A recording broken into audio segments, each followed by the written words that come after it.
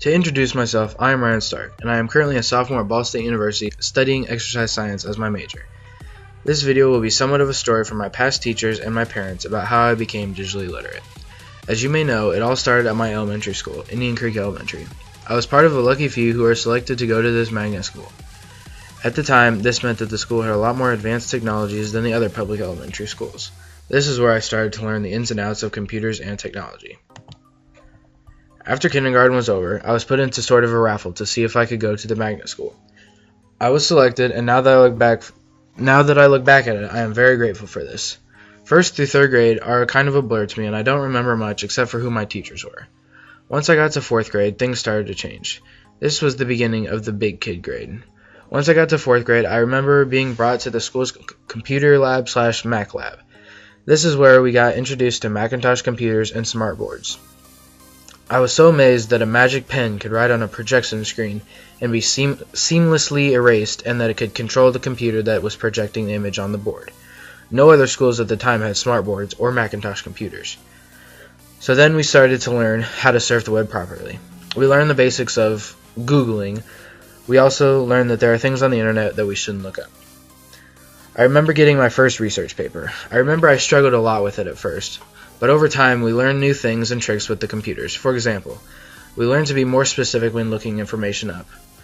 And this helped me a lot with the paper. We also learned how to type properly with two hands and using all of your fingers efficiently. This helped speed things up a lot. I also remember we had tests to see how fast we could type before we learned how to type properly, and then another test at the end of the year to show how much we improved. We also had to memorize the keyboard. I remember every once in a while, some random person would walk into the computer lab with one of those plastic milk bucket crates full of these silicone keyboard covers. Oh my goodness, I dreaded those damn keyboard covers.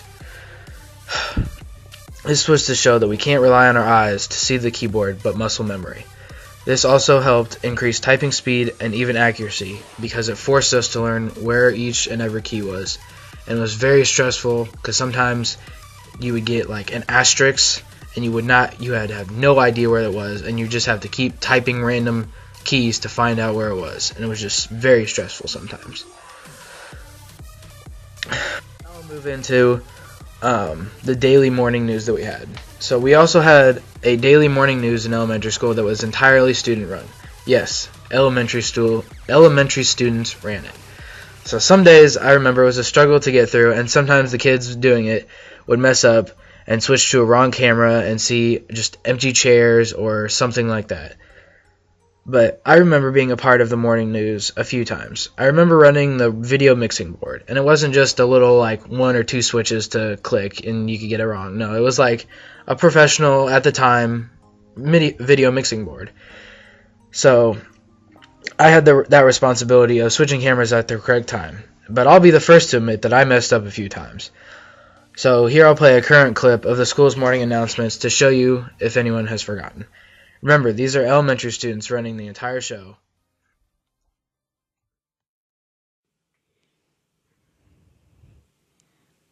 Good morning, Indian Creek Explorers. My name is Taylor. Today is Wednesday, April 16th, 2014. To honor America, please stand for the Pledge of Allegiance. I pledge allegiance to the flag. Competition for the Golden Album and the Golden Recorder was very close, but at the end of the week, Mrs. Schlotter's first grade class won the Golden Album, and Mrs. Strand's fifth grade class won the Golden Recorder. Congratulations to these students, and thanks for a wonderful week in music. As you can see, it isn't that bad for being run by some elementary kids. This daily news was broadcasted over the entire school to each and every classroom. Everyone always could see ahead of time what was for lunch and what was going on that week or day. But then I hit 5th grade. Boy, did I think I was top of everything. I was the oldest in the school, and we could do all the fun things. We had computer free time, which the other grades didn't have, and we could use that time to play games or work on papers we had coming up. But of course, everyone's going to play games, because they thought that homework was for home. A few weeks after I started 5th grade, every student got issued a Palm Pilot. These things were the greatest technology out at the time. But I look back at it and I think, wow, that was the best stuff out. My current phone has a processor like 10 times or something the size of what was in those things. those Palm Pilots. But I remember those things were awesome at the time. We no longer had to take the long journey to the computer lab. We could sit in the comfort of our classroom and type right on these handy-dandy little Palm Pilots. We even had a fold-out keyboard to type with. And then after we were done typing our little daily paper or whatever, we could even link up our Palm Pilot with our teachers and send them our work directly over the cloud instead of wasting ink to print off of a paper. I thought this was just amazing. And now I'll go into how I got started with video games. I can't remember what grade I was in, but I was fortunate enough that my parents had the money to buy me the first Game Boy that came out. This is where my video game addiction started. It first started with Pokemon. All the cool people played Pokemon. Everyone had Pokemon. It was just what everyone did. I loved taking my Game Boy everywhere. It was very portable, unlike game systems that required a plug. I would take my Game Boy to school and play it during lunch and recess or whenever I had the free time. Nintendo started to make new and improved Game Boys every year. Each new Game Boy had something better than the last. The next one had color on the screen. The next one was smaller. The next one had a new form factor and a different type of game cartridge. This changed a lot. The next one could now flip open and had a rechargeable battery, which was awesome, because you didn't have to carry around extra batteries or anything like that. I loved that one. It was so small and I could fit it in my pocket and I could take it with me anywhere. Then something new came, of course, touchscreens. And I had to have it. This was called the Nintendo DS. This was very cool because nothing else this small had a touchscreen. Well, besides my school-issued Palm Pilot. I could connect to other people with my Nintendo DS and play games with them and even instant message them. Playing video games just puts me in a nice relaxed mood and I can play them for hours. I'll now go into cell phones. I then got my first cell phone in 6th grade. This is also when many of my other friends got their cell phones. This was the start of middle school, and it was so much fun trading numbers at first and texting and calling your friends after school and even during school, trying to be sneaky under the desk and text your friends. At the time, social media was big on MySpace. Everyone had a MySpace. It's just what everyone did. This slowly started to fade out, and Facebook came to be the big hit and still is currently. And then smartphones came out. Smartphones happened. Yeah, Twitter and Instagram popped up.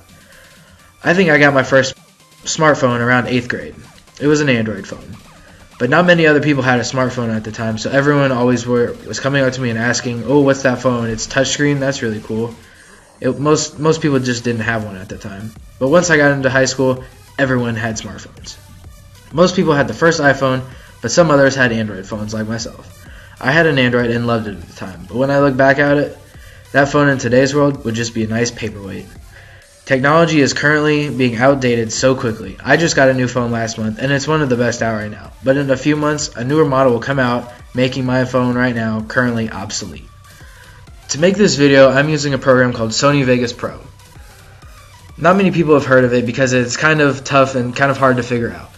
In high school, I had a group of friends who would always play video games online with each other, mainly Call of Duty. One of my friends then started to record himself playing Call of Duty and then upload these videos to YouTube. He then got a big audience and a lot of people started to watch his videos. He then taught me the ins and outs of the program he used, which is Sony Vegas Pro. At first I was very overwhelmed, but eventually I got the basics down, like how to cut and clip videos. Sometimes I would need to look up how to do something if I forgot how to do something, like for instance cut audio and stuff. And then I started to make my own videos of me playing Call of Duty, but I never did good editing like he did. I'll show a video of that right now.